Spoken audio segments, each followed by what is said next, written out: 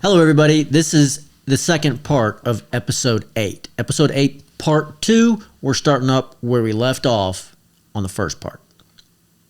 Crime was dramatically escalating in Jackson County, Georgia, and all over the state. Bootleggers, car thieves, and illegal gambling operators were running rampant. Cliff Park, who was arguably the bootlegging king of the region, would take center stage in the 1960s. But in the second half of the 1950s, it was car thief A.D. Allen who brought all the major players together in one interwoven web of crime and punishment. All right. So you see that Andrew Clifford Park and A.D. Allen are the kingpins of the Dixie Mafia. Now, I also want to, for those of you just getting this video that didn't get the first part, I'm going to put a link in the comments section so that you can start with part 1 on episode 8, because I realize there's a lot of people that might not get the first part when they find this. Now, this is Dixie Mafia, the kingpins, named there in that documentary, Black Barrel Productions, they did a great job of that, is kingpins Andrew Clifford Park and A.D. Allen. We want to show where they come from because we're exposing the Dixie Mafia. Graphic 5, please. This is the lineage, the family lineage of Ambry DeWitt Allen, the mobster that he just named, A.D. Allen. Now, if you go back up, you see Beverly Allen and William Allen at the top, okay? So, Ambry DeWitt Allen at the bottom, a kingpin of the Dixie Mafia. His mother never married. His father was a man named Thomas A. Allen. That's going to be important. We're going to go back to his great uncle and his great grandfather, Beverly Allen and William Allen. These two commit a series of crimes together. Beverly Allen is caught defrauding merchants. This is right after the Revolutionary War. This is the man we told you about earlier, the Methodist minister turned mobster. So he's defrauding merchants. This is right after the Revolutionary War, and this is the first U.S. Marshal who comes after him. A group of families has settled in North Georgia, Sally Quillian Yates' ancestral families. They have relationships by marriage and birth that connect them to George Washington. Oh. That's right. Park is George Washington's half-brother, okay? The family lineage. So in Sally Quillian Yates is a direct line descendant of George Washington's mother, Mary Ball. You can trace that all the way back. I've done that on my websites and previous. As y'all can't see this, but in my studio here, I have up lineages of these families, all big, huge, like poster boards all around the studio. I've studied these people, okay? I'm going to show you where I get the evidence from. And they're also at the top of the secret society. The John Park, I think his name was, wrote an ode to George Washington. Called him the most worshipful master, which is what the Freemasons do. But it's all, that stuff is public knowledge now. You can find it, or you can find it on my website. So after the Revolutionary War, this group of families that is related to the first president receives this the choicest portion of the land that's awarded to the soldiers. They fought together. They traveled together. Quillian, Allen, and Park families are easy to connect to George Washington. The Terrell family and Smith family are also at the top of the Freemasons. A man named James Nimrod Terrell has a memorial crediting him with establishing the early Franklin County, a large portion of North Georgia. So the mobsters that we're going to expose later bear the names of James Terrell, or the mobster. Jimmy Terrell and Winder, that we're going to expose later, bears the name of James Terrell, that man that is credited, but you're going to see there's a whole lot more to this, okay? Credited with establishing Franklin County, which was later broken up into Barrow, Jackson, Banks, all these other counties. It was this huge area in North Georgia. There's a lot to keep track of. Yeah, things change without history. This is going through history. But what I'm trying to impress here is that the Russells, Terrells, and Allens and Quillians are inextricably related. They settled that area together. They were in a secret society together. They were centered around a Methodist church called the Allen Methodist Church. Some people just called it the Allen Meeting Place because some people really didn't care much for the church aspect of it, I guess. I think you're about to see why. They were centered around this church that was led by Beverly Allen, the High Methodist minister turned mobster. Allen is ripping off merchants. The U.S. Marshal chases him and his brother down, but Beverly Allen shoots and kills the U.S. Marshal. A group of 200 men repeatedly help Allen escape, literally breaking him out of jail. Now, there's no one that would have done this for him other than his friends and family at the Allen Church. 200? Yeah, 200. And I'm going to show you where all that documentation is. Beverly Allen was never held accountable. He was the first Dixie mobster protected by the Quillians, Terrells, and Russells in his church and secret society. So when you see the Solicitor General Alfred Quillian let A.C. Park and A.D. Allen get away with murder, it's not the first time. You can find this explained in much more detail in Season 1, Episodes 4 and 5. I'm just going to summarize since I've already produced all that documentation. The proof comes out of slaveholding records, church records, marriage records, the land distribution records from the land that was distributed to these soldiers. Incidentally, the slave distribution records are under the title of Bracewell, who is one of the founders of the Yarab Freemasons in Atlanta. These families fought together in the Revolutionary War. You can clearly see that they were united. Clemens Quillian, distributed the land to the Parks and Allens in the early Franklin County records.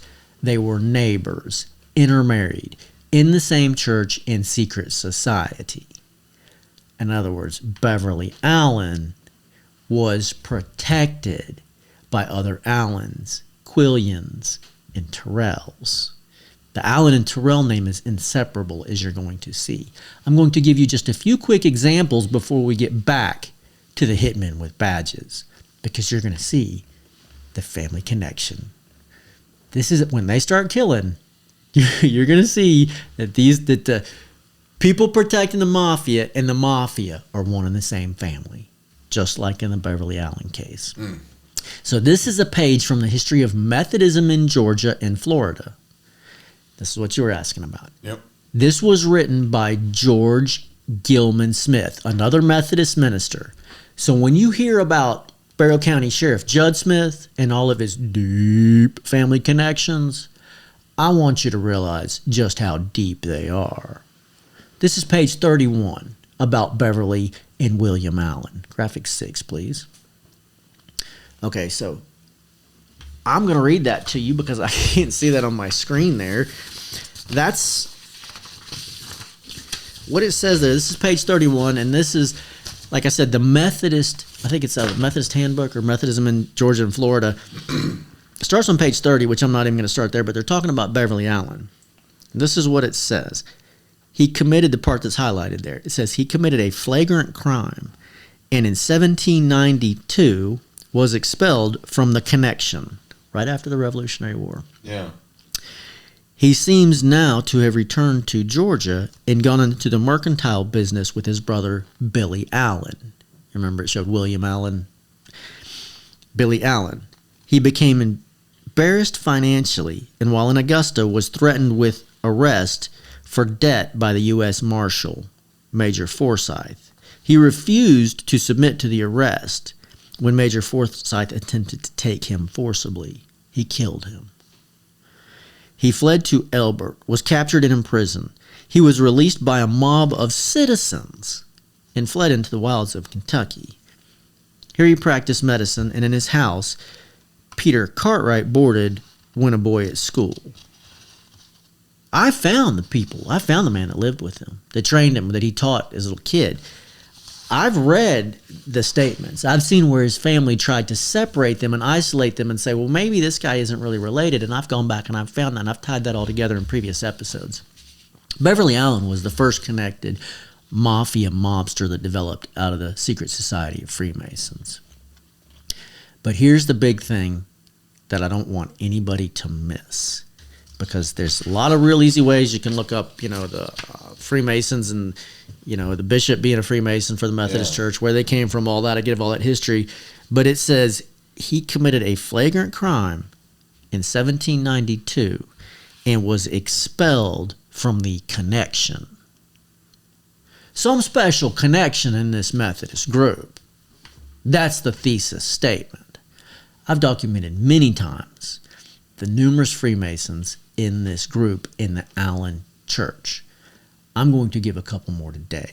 This is a gravestone at Allen's United Methodist Church Cemetery. Graphic 7, please. This is a Mason named Terrell at the Allen Church. The Mason, that's their symbol right there in the middle. That's what you see. That's what you see is the T square and compass, the symbol of the Freemasons.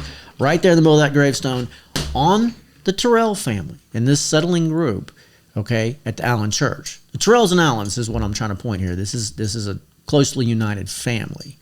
Graphic 8, please. The other families in this settlement are right here, okay? Smith, we just talked about that. The man that wrote that, Methodist minister, G.O.G. Smith, that wrote that article, okay? So here you see those same families that came down and fought in the Revolutionary War. This graphic is a newspaper clipping from 1869. The obituary for Reverend James Milton Quillian Sr.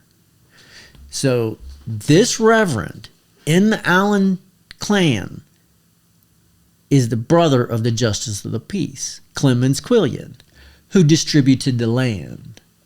Notice in this clipping you see 3 senators in the company of another Quillian, J. Smith, and A. Allen. Remember A. Allen, who received land for fighting in this company. Graphic 5, please. He's right here in the center. And you can see what his dad named his other brothers. Russell Allen. Thomas A. Allen. Okay, Thomas is one of the family names also. But there's more than the ones I'm mentioning here. I'm just mentioning the ones, it's easy to get. I'm trying to put together the evidence so that you can see it and make sense of it without all the extra supporting evidence, because it's a ton of it. It's everywhere. Yeah, like I said, it's kind of overwhelming. Right. Russell Allen, A. Allen, Russell Terrell Allen. So when this guy named his kids, he named them after his friends in the community. They literally intermarried. He's right there in the center, as you saw. I think I have pretty well established that many of the Terrells and Allens were partners in crime with many Quillians and Russells in this secret society. But you want to see Hitman with badges. I'm just showing you the names, so when you see them in today's Mafia, you'll recognize the names and you'll see where they come from. And you'll see that they're protected by Sally Quillian Yates and her family. You're going to recognize the killings and the hits as unbelievable law enforcement corruption. Don't sympathize with the old ones because they made it this far without getting caught. Consider them like George Soros. They're the ones controlling the investigations and ordering the hits. There's no telling how much damage they've done to our country. You can imagine some of these Mafia stories are going to take on a whole new perspective when seen through the lens of an independent media investigator that went undercover to catch them. That's me. So for today's mobster behind the cameras, I want to fast forward to a hit on 2 pathologists, Warren and Rosina Matthews. This is the Dixie Mafia hitmen murdering 2 witnesses. Clip 6, please. From Imperative Entertainment, this is In the Red Clay. The murder case of the Marietta pathologist from May of 1971 had a major break in the summer of 1972. And let's be honest here, we all assume that Billy Burt and the Dixie Mafia was everyone's first choice as to whom carried out the murders. But police now had a woman in custody named Deborah Ann Kidd, who claimed she, and several others, committed the murders. And so begins one of the biggest and most embarrassing trials in the state's history. Okay, so that's from In the Red Clay podcast. The doctors that were murdered were a witness to something. Someone wanted to silence two pathologists, a husband-wife team, and they called out the Quillians protected hit team. Roughly, what year was that? Probably 1968 to maybe 1971, somewhere in there. Maybe 1971. But that was in Atlanta. Okay, so it's two pathologists, and the witnesses that come forward, you're going to be, this is so horrible. This is like organized crime to its core. This goes back and shows, when you see the rest of the details and hear the testimony, you're going to be like, oh, wow, yeah, no, this was a hit job on two doctors that knew something, and somebody wanted to get rid of them. Oh. And then they wanted to protect the hitmen, probably because the hitmen could give information, as to who hired them to do the hit. You're going to get into some really, these are the people you don't want behind the cameras. Let's just say that, to say the least. But this is who's running your government. The Dixie Mafia enforcer, Billy Sunday Burt, and his very professional partner, Billy Wayne Davis. Okay, this man's, Billy Wayne Davis, is comes from a very good, connected family. And you're going to hear them talk about this. I'm going to try to find out who his parents were to see if I could tie them to the Freemasons or anything like that. I can't get any information on them at all. None. Protected. Exactly. They hide their family history. It took me a whole lot of work to put together all that Beverly Allen stuff. You just need a flat camera. They've tried to find out everything. They've tried to hide who they are. And there's a lot of people still doing that today. But Billy Sunday Burt and Billy Wayne Davis go to take out the doctors. But the doctors know that somebody's trying to kill them. They're ready. Even the woman has a gun, and she knows how to use it. Now, Wayne and Davis take a third mobster with them, a man named Willie Hester. Rosina Matthews, the wife, goes down, but not until she serves Willie Hester some hot lead. The doctors lose the gunfight, and the mobsters get away. Billy Sunday Burt takes Willie Hester to the house and takes a bullet out of him on the eating table. The eyewitness to that is still alive. The last living member of the Dixie Mafia, or so they want you to believe, is the hitman's son, Billy Stonewall Burt. A man named Sean Kipe has produced a documentary with Stonewall called In the Red Clay. You're going to hear the so-called last living member of the Dixie Mafia explain some of the hit jobs his father performed for the higher-ups, attorneys and lawmakers. The hitmen go home. They get away. Billy Burt takes a bullet out of Hester, but the tweaked-out hitmen finally decide Hester's a liability. They kill him too, like so many of their other accomplices. All in all, Billy Burt kills some 56 people that they know of. The title of the podcast, In the Red Clay, refers to the red clay on the banks of the Mulberry River in Winder, Georgia. That's where they buried a whole bunch of their victims. That's where I lived when I stung Sally Yates. Winder, Georgia. Sally Yates' family were the top law enforcement in Barrow County, and they have been since it was established. This is her grandfather's house. Graphic 9, please. This is Joe Quillian's house in Winder, Georgia. You might remember a Joe Quillian that came out of the Allen Church as a minister. That's not this man. That would be this man's uncle.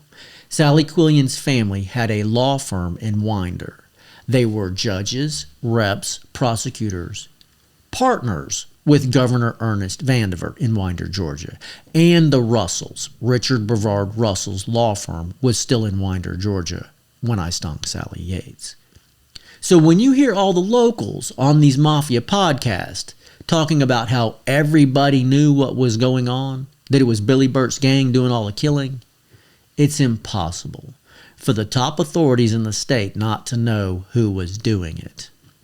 It was the Freemasons named Quillian, Russell, Allen, and Park that were protecting the Dixie Mafia in their hometown. Now, at this time, during the Warren and Rosina Matthews hit job, the President of the United States had sent a massive team of ATF and other agents to North Georgia to figure out what was going on. I was going to say, that's a wrong turn. Yeah, wrong state. I'm lost. So there's 200 federal agents, tons of federal agents running around this place. Somehow they can't find the hitman who is operating with impunity in Winder. And the top authorities in the state of Georgia know that. Billy Sunday Burt is able to go into the police department and cut open the safe with a torch and destroy all the evidence that anyone collects. He has informants for the surrounding police departments that inform him anytime one of the ATF agents obtains a witness. So what happened? He's getting a phone call from police dispatch. He's got informants in the police departments in the surrounding areas. That's what his son says in these podcasts. If y'all watch these podcasts, you'll see that. So they're called the police department. Somebody in the informant in the police department calls him and says, "Hey, yeah, we got a report that they got a witness over here." This is in Marietta? No, this was in it's the next clip, sorry. This is in Winder. Winder, right. Right. So they get tips in Winder and the surrounding counties. And what's happening is these guys are like the ATF trying to, this huge force sent down by the president and the Attorney General of the United States. I think they called him Solicitor General back then, be Kennedy. I was just about to ask who was president at the time. It was pretty sure it'd be Kennedy. Yeah, if I remember correctly from all this. And then so they have all these agents of federal tobacco, ATF, alcohol, tobacco, and firearms that are trying to catch the mafia. And they know Billy. I mean, they've gotten enough tips on who's doing it, but the problem is this guy just keeps getting to them and killing them. You're getting ready to see why. He goes and kills the witnesses and buries them in the red clay, or gives them cement shoes and a free trip to the Mulberry River. Yeah. But after the killing crew off the doctors in Marietta, there's national attention. Okay. There's people all over this country, the news agencies from the New York Times are looking at this, going, wait, we've had all this crime in North Georgia, but now we got what's going on? So let's take a look at what's really going on here. This is a map of North Georgia. Graphic 11, please. Now, if you look over on the right there where it says the underlined area of Fort Yargo State Park, that's Winder, Georgia. On the left side is Marietta. So Marietta is where this Marietta 7 case takes place. This is where the hitmen murder the pathologist doctors. All right. So Billy Sunday Burt is from Fort Yargo, Winder, and his partner, Billy Wayne Davis, is from the west side of Atlanta.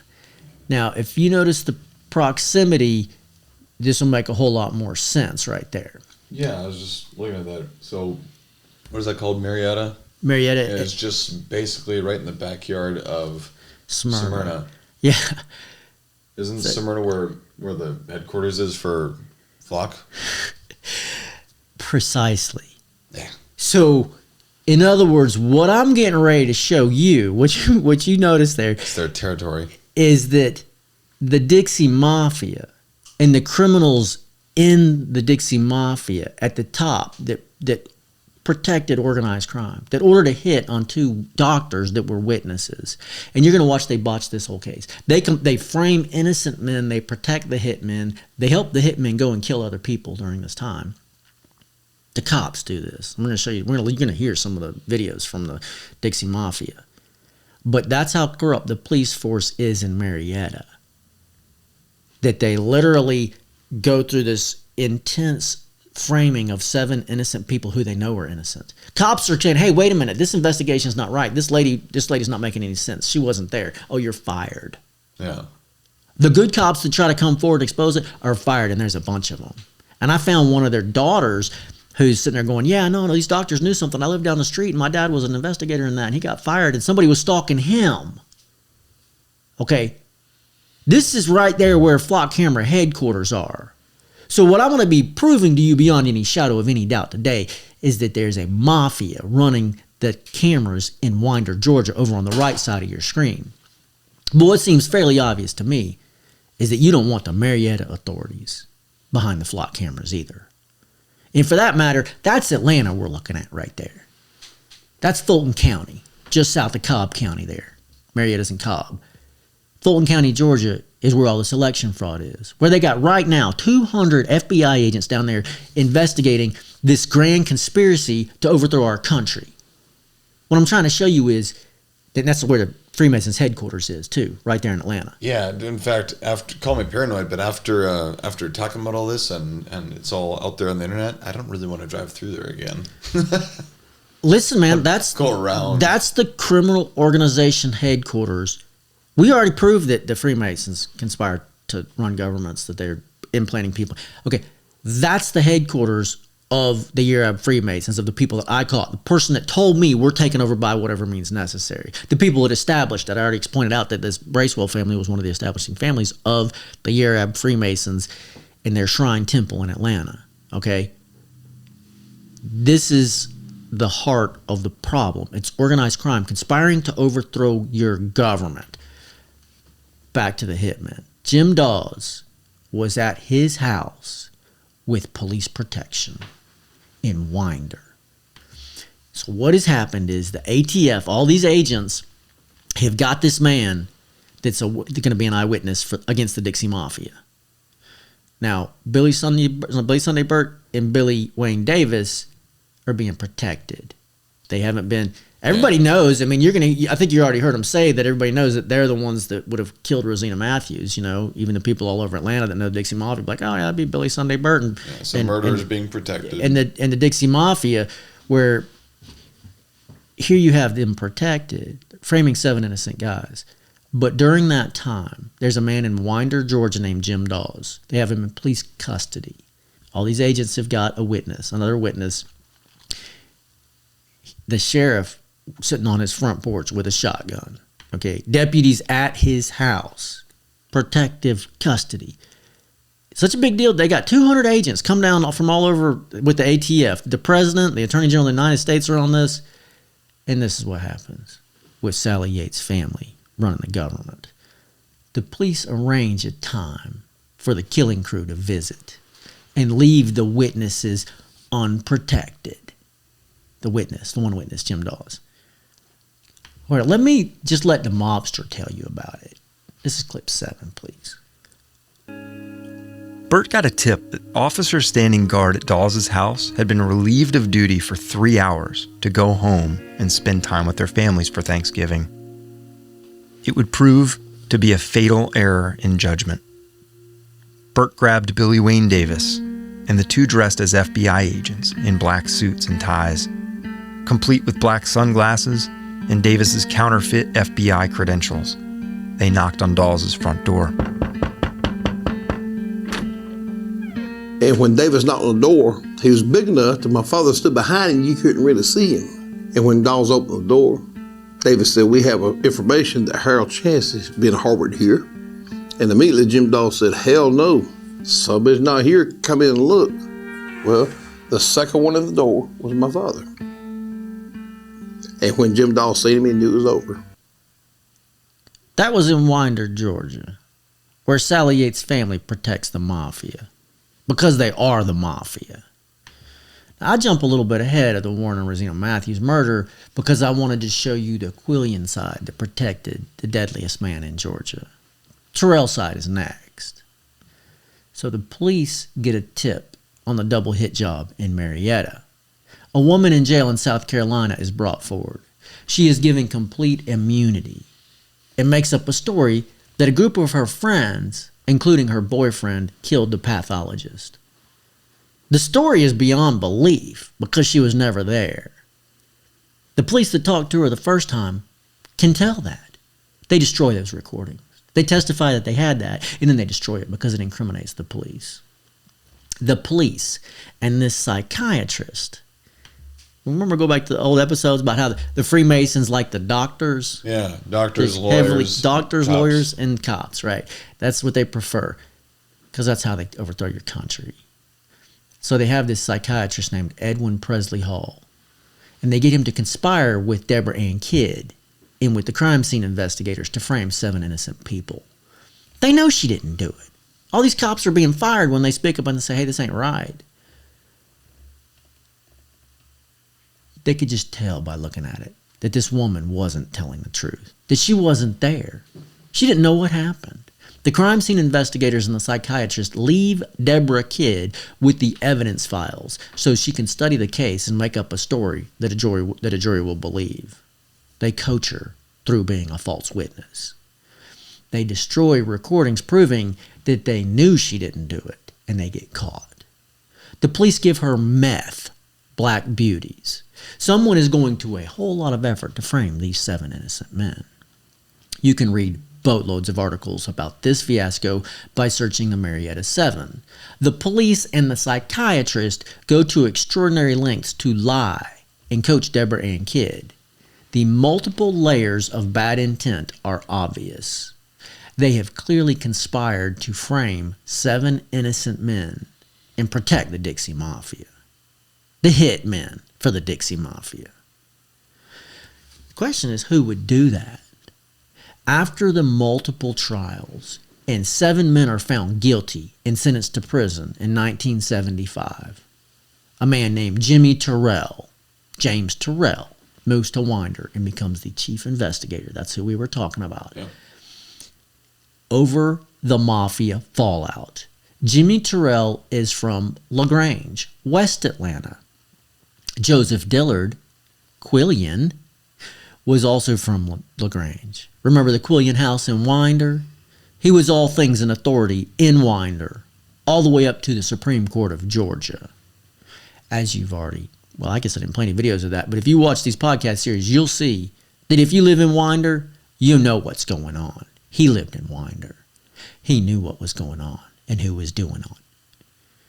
Now, all these Quillians and Russells in Winder went to the University of Georgia, along with Jimmy Terrell and the new investigator over the Dixie Mafia.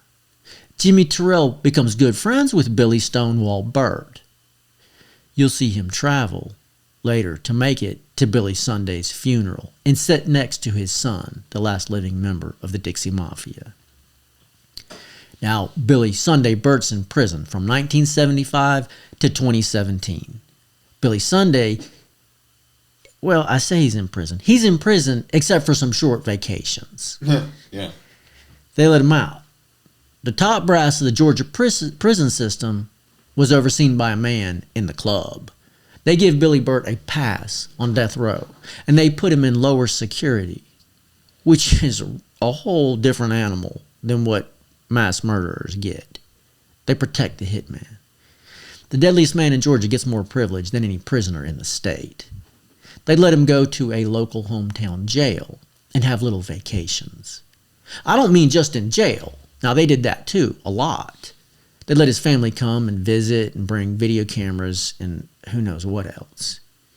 They'd fix his favorite foods. You'll hear about him, his son talking about how they would send the staff of the jail out to go shopping for him. But they let him out of jail too. Billy wasn't done killing. He hadn't become a saint. But they let him go to jail, they let him go to church, rather, in plain clothes, and hang out for food and social hour with no restraints. Now that sounds unbelievable, but you can watch the videos on that podcast, In the Red Clay. Now I can't find anywhere that Jimmy Terrell, the investigator for Winder, complained about this. When I stung Sally Yates, she named Jimmy Terrell as a mobster that would help me rob you. He has been one of the authority abusers in the secret society that protects the Mafia. Jimmy Terrell has been over the police force in Winder in one form or another for the last 50 years. And now, like we said, he's the mayor of Winder. When the police showed up at my door, looked around and said, "There's no crime here, but someone on the phone wants you arrested." They testified against Jimmy Terrell. I have the entire video of that arrest from my home surveillance system, proving that it was a complete fabrication. There's a whole lot of criminal activity that's starting to stack up around Jimmy Terrell. Jimmy Terrell is the man that tells the officers behind the flock cameras what to do in Barrow County, Georgia. Now, I'm not done with Sally Yates or Jimmy Terrell, not by a long shot. The Winder City Council recently returned a vote of no confidence against this mobster. You don't want him behind the cameras. You don't want the authorities from Marietta behind the cameras. You don't want the authorities from Fulton County behind the authorities. Like I said, right now there's 200 federal agents down there investigating election fraud, people that have conspired to tamper with evidence. You don't want these people behind the cameras. All of these have shown that they have no concern for justice. I want to get back to the psychiatrist that protected the killing crew and the same mafia Jimmy Terrell has been protecting. This man, Edwin Presley Hall, he's dead now. His obituary brags about him partying with a top lawmaker, a Freemason, and founder of the Pike Fraternity. He clearly brags about his family connection to the Freemasons. It's in his obituary. Now, while we're talking about the family and the family connections, let's hear a clip from another Russell mobster named Judge Rob Russell of the Winder, Georgia, Russell, Quillian, Terrell crime family. You're going to hear Judge Rob Russell instructing a police officer, a Pendergrass police officer, to protect the family. Clip 8, please. Like I said, it's situational ethics. But you have to look out for the family. That's what you and Bill don't do. Sometimes you got to look out for the family. Okay, that police officer was killed. Now, I watched them protect their mafia family and frame 7 innocent men. Or you watched them do it on the Marietta 7. Yeah. And I'm beginning to wonder if Edwin Presley Hall left a trail back to the doorstep of a Terrell or Quillian. Because they make stupid mistakes like that. Like Rob Russell getting caught by a cop, telling him to protect the family. Hey, you think they're going to be any better when they got video surveillance cameras and they can control it behind closed doors? He got caught on camera because he did it and a police officer recorded him. Like I said, that police officer was killed. But what year was that roughly? This wasn't long ago. This was recently, like maybe 10, 15 years ago. Okay, but now with these surveillance cameras, the flock cameras and stuff, any flock user could go in and delete said footage.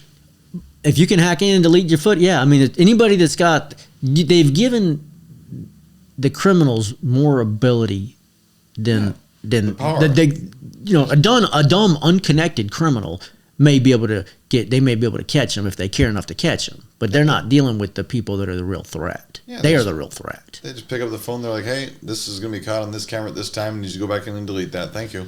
Yep. So I'm looking into this psychiatrist because obviously he's conspired. Yeah.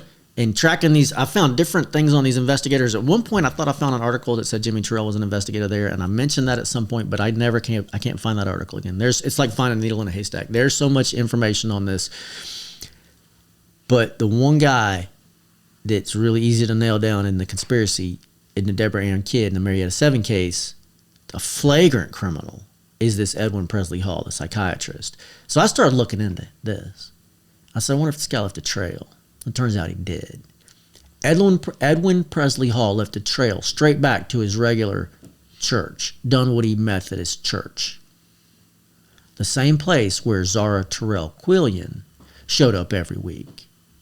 They were both loyal, dedicated members to Dunwoody Methodist Church.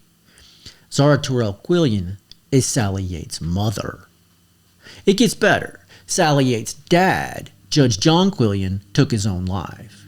But first, he published the history of the Terrell family accomplishments. You can find those at the University of Georgia.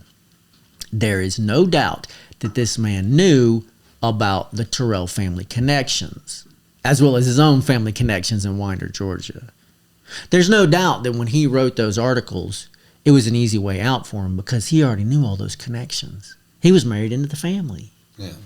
And you protect the family. Yeah. And that, I mean, it's like an advertisement, you know? And the way they've got it set up, it's like the University of Georgia protects it, where like I can't even put those displays up without being in violation of what they say is their contract, even though I'm alumni for UGA.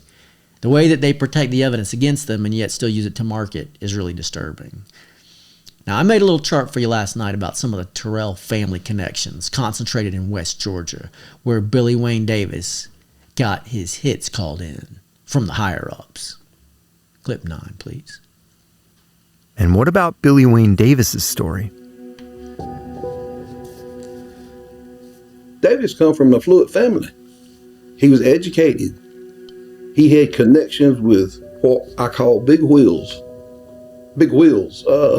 People with influence, intelligent, educated, politicians, doctors, lawyers. That was Davis's circle. He was just the criminal element of it. And that's what attracted my dad to him when they met. He had all this information that he was getting from lawyers on the west side of Georgia in particular, where my dad had none. And that was a whole new ball game. And they made millions together from Davis's contact, robbing card games of these big wheels. Stuff that only an insider like Davis's family raised him to be. That clip right there gives a boatload of evidence. That's the last living member of the Dixie Mafia, the son of the Hitman. And he says a lot of stuff right there. Like, my dad didn't have any connections in West Atlanta. His dad obviously had a bunch of connections with the Quillians and the Yates and the Russells in Winder in East Atlanta. But Billy Wayne Davis had a bunch of connections in West Atlanta. So Billy Wayne Davis and Billy Stonewall Bart tells you right there, Billy Wayne Davis family trained him like that. Okay, but you can't find who his family is. They've hidden it. That's the mark of the Freemasons. Okay, there's a whole lot of suspicious stuff around this case, but all of it points to the same thing. You just heard testimony that Billy Wayne Davis was getting the hits called in from higher ups in West Georgia, West Atlanta. Let's take a look at the chart I made of some of the big wheels in West Atlanta. Graphic 12, please. So, what you see here is you see a lineage of Jimmy Terrell, the mayor of Winder, Georgia, and Sally Quillian Yates. They're cousins. All right. You go all the way up to the top there. It's Captain William Richmond Terrell. 3 of his children listed there, Joel Terrell Sr., who is ultimately Sally Yates' great-great-great-great-great-grandfather. The second child listed there, Timothy Terrell, is the father of Captain James Nimrod Terrell. Now, that's the man that you saw the plaque that established, or you're going to see it, that established Jackson County, Georgia. Over on the right, you see Jimmy Terrell's family name. Jimmy Terrell, the mayor of Winder, Georgia. You're going to see Jimmy Terrell's family comes from, they're over in Alabama at some point, and they're in LaGrange, West Georgia, West Atlanta. Zara Terrell Quillian is the person, Sally Yates' mom, that we already talked about. But all up that family line of Zara Terrell's parents, and I can't see it very well here, I don't know if you could see it on there, but you've got the governor of Georgia, okay? That'd be Sally's great-uncle or great-great-uncle. The governor of Georgia, Joseph Meriwether Terrell. State senator, attorney general, U.S. Senate. Another one, Judge James Render Terrell Sr., same thing. Judge, president pro tempore of the Senate, Coweta Circuit. You know, all these prosecutors and judges. The question is, who are the big wheels in West Atlanta? They're the Terrells. You understand that, right? It's pretty undeniable right there. If the Terrells are the big wigs in West Atlanta, and we know the hits are called in, the hit in West Atlanta on the doctors, David and Rosina Matthews, why in the world would you have a crime scene investigator or an investigator go to Winder to investigate the Dixie Mafia, who's named Terrell from West Atlanta? This is a lot to keep track of. Yeah, but this is like, I mean, it's like saying, poor Josiah didn't get much sleep last night. So you're asking somebody to go investigate their own family. Okay? That's the point we're driving home. We've hit it from like 17 different angles. It's pretty hard for them to deny that. They are obviously doing exactly what we just saw in Operation Tiberius. Yeah, organized crime. Organized crime in the government. Okay, now remember, James Terrell has the same name as the founder of Franklin County, James Terrell. The first James Terrell eluded me for a time because he looked like the name changed. For some reason, he changed his name to James Nimrod Terrell. And then it dawned on me. It's the same man. What does Nimrod mean to the Masons? I looked it up. Nimrod is the ultimate lawgiver to the Freemasons, the final authority. James Nimrod Terrell was the sheriff of North Georgia, then Franklin County, the state house rep, senator. He considered himself as the final authority in the law, just like the legend of Nimrod. Well, proof is in the pudding, isn't it? Yeah. James Terrell didn't see this as a representative republic. He saw this as a club that he owned and controlled. This is, again, just one more example of the Terrell family as a whole claiming to be a secret society family. Again, I'm not accusing every single one of them. I'm just saying that they are a secret society family. A whole bunch of them are. They generally own that and brag about it. We established that the Terrells and the Allens were aligned secret society families. We established the Allen family in the Piedmont Judicial Circuit was a Mafia family, but we didn't point out that A.D. Allen had a bunch of relatives in the crime ring. We've already established that Jimmy Terrell moved to Winder after the Marietta Seven were framed to investigate the Dixie Mafia in Winder, in their headquarters. They got a family member to come in and investigate them. Now you can listen to the entire podcasts of In the Red Clay, both seasons. You can listen to the entire Dixie Mafia series from Black Barrel Productions. But there's one very obvious piece of evidence that's left out. When I show you this next piece of evidence, I want you to think about how Jimmy Terrell is cozying up to the hitman's son, his best friend, and how the hitman is able to leave prison and go on vacation. This piece of evidence is conspicuously missing from all those documentaries. Graphic 13, please. This is the gravesite of the most prolific hitman in Georgia. I don't know if there's any hitman anywhere ever that killed more people like this for any mafia. He's so deadly, I'm surprised they let him be buried out in the public. Notice that dark memorial plaque there. That is a plaque memorial to the hitman's mistress. I'm going to let the AJC tell you who she is because I don't know if you believe me. Graphic 14, please. The hitman's mistress, who is buried with him, is part of the Terrell Allen family. Look at it right there. The hitman's mistress is Teresa Allen. That's who's buried with him. So why? Let's look at graphic 15 again. This is James Terrell. This is the memorial to James Terrell, the early founder of Franklin County, the top Freemason. Graphic 5, please. This is again one of the many pieces of evidence that shows that the Terrells have long conspired to protect their secret society. Russell Allen. A. Allen. Russell Terrell Allen. Now, why would the authorities in Winder hire a chief investigator to oversee the investigations into the Dixie Mafia, who is related to the Dixie Mafia? Jimmy Terrell is the Dixie Mafia protector who knew every step of the way that he was investigating his own family, his own secret society family, and that he was protecting them. Operation Russell that took place on the other side of the pond should have been right here in Russell, Georgia. In fact, there's a portion of Winder just off to the side that's called that. It's named Russell, Georgia.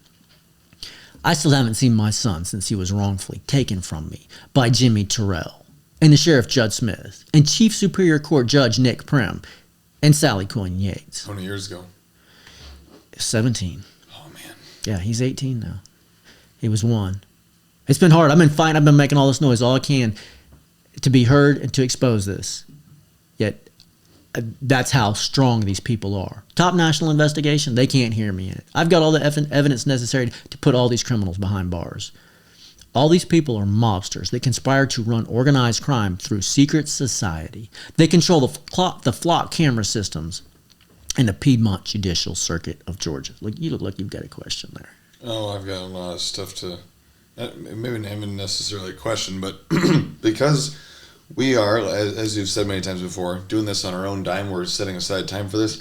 I just wanted to put down a reminder for everyone to like, follow, please, and share this.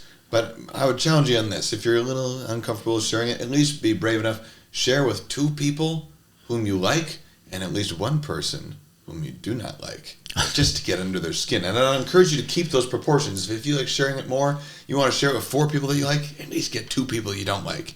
And then even if they hear me say that, they'll have to wonder, am I one of the ones he likes or one of the ones he doesn't like? Well, just to kind of screw with them. That's what we need. That's what I mean. There's a revolution brewing up here. I don't know if you noticed that or yet. Across the country. But getting this heard, the best thing that we can do is expose the criminals and hold them accountable. Get these secret society people that have done this exposed. If my case is brought forward and I testify in the top national investigation and the media starts digging through all these videos that I've gotten that I've had on the internet for years, it's going to change our country because they're going to start looking into all this stuff. It's going to do a whole lot to turn the tide of the corruption and put our country back on the right track. I realize there's a whole lot of people that aren't so happy with Trump anymore. Some of them are, some of them aren't. I'm not thrilled with some of the things he's done. I still think he's one of the best presidents. I'm not the best president that we've had. Sally Yates told me that they didn't own him. I know because I busted the criminal that conspired against him, and she told me that he was an obstacle to the Freemasons doing whatever they wanted. Which would further incline me to believe that he's not pinned in the Epstein files the way that they're trying to say he is, because why wouldn't, if they had that on him back That's then, how they try to get control over you. Yeah. So when somebody tries to get control over you, and they could produce all kinds of stuff where they've tried to get control over me, but it's the same thing. I didn't go there. I show where they keep trying and they keep trying. And I see the trap and I'm like, oh, steer away from the trap, and they go, oh, we got you. No, I didn't step in your trap. Nice try. Yeah. You know what I'm saying?